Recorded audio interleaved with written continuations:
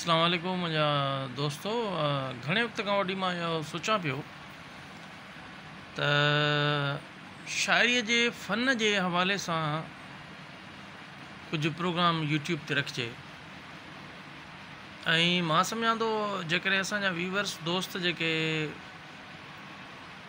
इन तरफ़ जेकॾहिं राग़िब आहिनि या इन तरफ़ सोचनि था त हा अहिड़े क़िस्म जो को प्रोग्राम हुजणु घुरिजे जेको शाइरीअ जे फ़न जे हवाले सां असांजे दोस्तनि खे थोरी घणी आगाही ॾिए, त महिरबानी करे पंहिंजे कमेंट्स में जेको आहे सो अची मूंखे रायो ॾियो त छा मां इन क्लास खे शुरू कयां, त जीअं असांजी शाइरी ख़ासि करे असांजा इलाही शाइर जेके उर्दू या सिंधी में शाइरी करे रहिया आहिनि त उहे खोड़ सारियूं फ़नी ग़लतियूं करे रहिया आहिनि।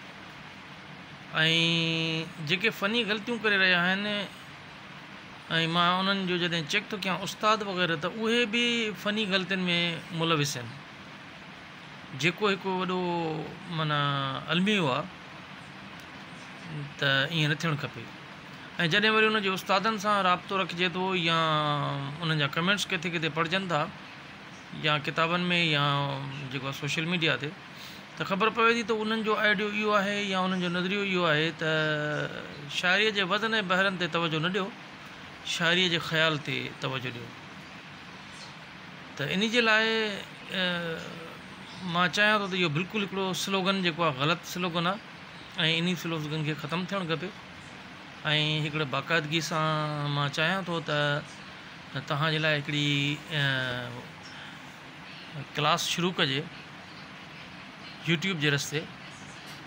ऐं दोस्त जेकॾहिं उन में मूंखे रायो ॾींदा त मां शाइरीअ जे वज़न ते तव्हांखे सॼो कुझु मालूमात ॾियां, त पोइ न छड़ो मूंखे रायो पंहिंजे यूट्यूब ते ॾियो, पर इहो बि मूंखे ॿुधायो त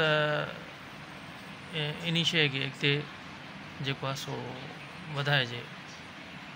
ऐं मुंहिंजे इन चैनल खे बि सब्सक्राइब ज़रूरु कयो ऐं बेल आइकन खे बि ज़रूरु प्रेस कजो, ताकी जीअं मुंहिंजा व्यूवर्स वधनि था जीअं मां सुहिणे तरीक़े सां इन्हनि शयुनि खे हलाए सघां।